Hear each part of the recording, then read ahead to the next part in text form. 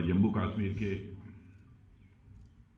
माननीय उपराज्यपाल श्री मनोज जी सिन्हा, जम्मू कश्मीर के माननीय मुख्यमंत्री जनाब उमर अब्दुल्ला साहब, मिनिस्टर जल शक्ति जनाब Javed Ahmed Rana, Shri Satish Sharma, minister government of Jammu Kashmir Shri Jugal Kishore ji Sharma, member of parliament Jammu Kashmir, general Anil Chauhan, chief of defence staff, lieutenant general M V Suchindra Kumar, GOC-in-C northern command, Shri Atal Dulloo, chief secretary Jammu Kashmir, यहाँ मौजूद अन्य हमारे सारे जनप्रतिनिधिगण, अधिकारी वर्ग, हमारे सभी सम्मानित वेटरन्स, वीर नारियां और मेरे मीडिया के मित्रों, वेटरन डे के अवसर पर आज अखनूर में आप सबके बीच आना मैं मानता हूं कि हमारे लिए बहुत ही एक प्रसन्नता का विषय है।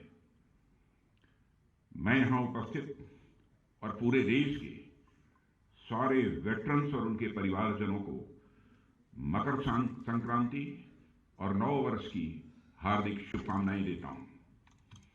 ऐसा माना जाता है कि मकर संक्रांति का दिन अपने परिवार वालों के साथ मनाया जाना चाहिए। तो आज मैं अपनी लार्जर फैमिली यानी हमारे वेटरन्स के साथ संक्रांति का पर्व मनाने आप सबके बीच यहां आया हूं। साथियों, नाम इसके भले ही अलग अलग हों, लेकिन आज के दिन का उल्लास पूरे देश में एक जैसा ही रहता है। इसलिए इस मंच से मैं आज के दिन का उत्सव मनाने वाले हर एक भारतीय को अपनी तरफ से ढेर सारी हार्दिक शुभकामनाएं देता हूं। और ये अच्छी बात है कि इस बार का वेटरन्स डे समारोह हम सब अखनूर कश्मीर में मना रहे हैं। यह निश्चित रूप से हमारे लिए बहुत बड़ा क्षण है, क्योंकि आप देखिए 3 वर्षों से जाने अनजाने में या फिर चाहे अनचाहे सरकारों ने कश्मीर को अलग तरीके से ट्रीट किया है। इसका परिणाम यह हुआ है कि हमारे कश्मीरी भाई बहन कभी भी उस तरह का जुड़ाव महसूस नहीं कर पाए। मैं इतिहास के उन पन्नों को नहीं पलटना चाहता हूं, मैं बस यही कहना चाहता हूं कि वो पुराने दिन अब चले गए। अब हमारी सरकार की सबसे बड़ी प्राथमिकता है कि हमें कश्मीर और देश के बाकी हिस्सों में जो भी थोड़ी बहुत दिलों की दूरियां रही होंगी उसको मिटा देना है। और मैं उमर अब्दुल्ला साहब जो यहाँ के मुख्यमंत्री हैं, मैं उनको बधाई देना चाहता हूं। इस दिशा में उनके द्वारा कदम उठाए जा रहे हैं।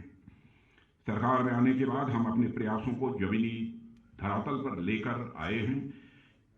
इस हमारे लिए कश्मीर क्या है यह ज्यादा बतलाने की जरूरत नहीं है। अखनूर में वेटरन डे का मनाया जाना इस बात को साबित करता है कि हमारे दिल में जो स्थान दिल्ली का है वही स्थान अखनूर का है, वही स्थान यह कश्मीर का है। हिमालय की तलहटी में स्थित यह क्षेत्र अपने आप में बहुत ही सुंदर जगह तो है ही, इसके साथ साथ इस स्थान का एक ऐतिहासिक महत्व भी है।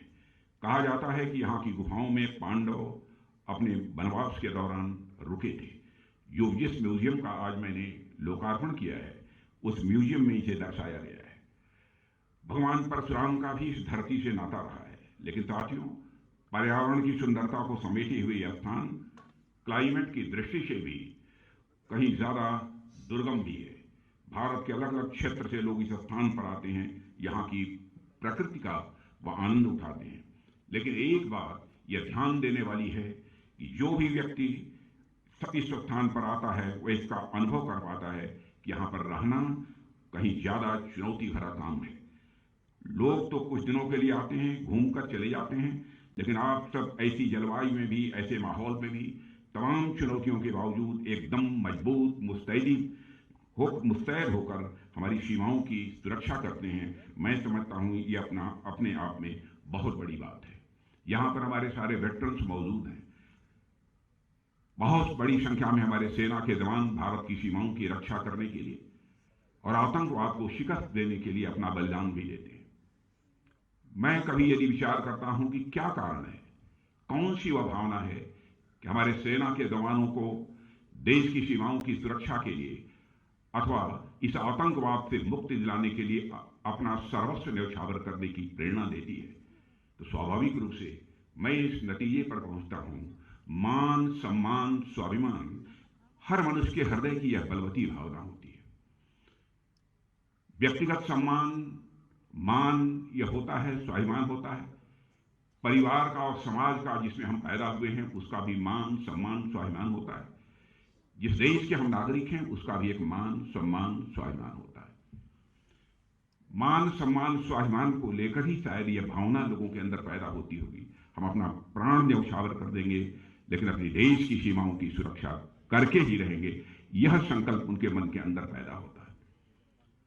जिस समय हमको आजादी हासिल नहीं हुई थी उस समय चंद्रशेखर आजाद, सरदार भगत सिंह, अशफाक उल्लाह जैसे जवानों ने हंसते हंसते भारत माता की पैरों में पड़ी बेड़ियों को काटने के लिए अपना सर्वस्व बलिदान कर दिया। कौन सी वह प्रेरणा थी जिसने उन्हें अपना सर्वस्व बलिदान करने की भावना उनके अंदर यह पैदा की? वह प्रेरणा थी मान, सम्मान और स्वाभिमान की, देश के मान, सम्मान और स्वाभिमान की भावना, जिसके लिए उन्होंने अपना सर्वस्व न्यौछावर किया। चंद्रशेखर आजाद इसी इलाहाबाद के कंपनी गार्डन में अपने रिवाल्वर की गोलियों से अपने अंग्रेज दुश्मनों को भूनते भूनते जब रिवाल्वर की अंतिम गोली शेष बची तो उन्हें इस बात की चिंता सताने लगी कि कहीं विदेशियों के रिवाल्वर की विदेशी गोली हमारे जिस्म में प्रवेश कर हमारे जिस्म को नापाक न कर दे। इसलिए उन्होंने अपने रिवाल्वर की अंतिम गोली अपने ही सीने में दाग लेने का काम किया था। तब जाकर यह भारत आजाद हुआ है। कौन भूल सकता है उस अशफाक उल्लाह खां को? 21 साल की जवानी थी, मां कहती थी बेटा शादी कर ले, लेकिन अशफाक उल्लाह के दिल में तो आजादी हासिल करने की दीवानगी थी। बार बार वह मां के आग्रह को टाल देता था। लेकिन अंग्रेजों की हत्या करने के मामले में जब फांसी की सजा हुई, फांसी के तख्त पर ले जाया गया, तो मजिस्ट्रेट ने पूछा, बोलो अशफाक उल्लाह, तुम्हारी अंतिम मुराद क्या है? जो भी तुम्हारी अंतिम मुराद होगी यह संदेश तुम्हारी मां तक पहुंचा दिया जाएगा। बहादुर अशफाक उल्लाह, राष्ट्रीय स्वाभिमान के धनी अशफाक उल्लाह खां ने मुस्कुराते हुए यह कहा कि मेरी मां की अंतिम इच्छा थी कि अशफाक उल्लाह उसका बेटा शादी कर ले। आज मैं यहां पर खड़ा हूं, जाकर मेरी मां तक यह संदेश पहुंचा दे कि तुम्हारा बेटा आज फांसी के तख्त पर खड़े होकर तुम्हारी मुराद पूरी करने जा रहा है। यह स्वाभिमान की भावना थी, राष्ट्रीय स्वाभिमान की भावना थी, जिसने चंद्रशेखर आजाद, सरदार भगत सिंह, अनगिनत ऐसे लोग हैं जिनको कि देश के लिए अपना सर्वस्व न्यौछावर करने की प्रेरणा दी। और मैं मानता हूं कि हमारे देश की सीमाओं की सुरक्षा में भी जिन लोगों ने अपना बलिदान दिया है, सेना में शामिल होने का जो फैसला करते हैं, उनके अंदर भी यही राष्ट्रीय स्वाभिमान की भावना है जो उन्हें प्रेरित करती है। जानते हैं हमारी जिंदगी कभी भी जा सकती है, और इस सच्चाई को समझते हुए भी वो सेना में शामिल होते हैं, अपना बलिदान देते हैं, भारत के आन बान शान की वह सुरक्षा की अपनी जिम्मेदारी का बखूबी यहां पर निर्वाह करते हैं। आज यदि वेटरन्स डे पर यहां पर मौजूद हूं तो मैं शीश झुकाकर सारे वेटरन्स को और उनके सभी परिवार के सदस्यों को जहां मैं नमन करता हूं, वहीं पर आप सबके बीच यहां पर खड़ा हूं। तो जो आज हमारे बीच नहीं है, जिन्होंने देश की सीमाओं की सुरक्षा के लिए अपना सब कुछ न्यौछावर कर दिया, उनकी भी स्मृति को, उनकी याद को मैं एक बार पुनः नमन करना चाहता हूं। साथियों, बातें बहुत सारी हैं, बहुत विस्तार में नहीं आना चाहूंगा, लेकिन वेटरन्स का जहां तक प्रश्न है, वेटरन्स के लिए सरकार ने बहुत सारे कदम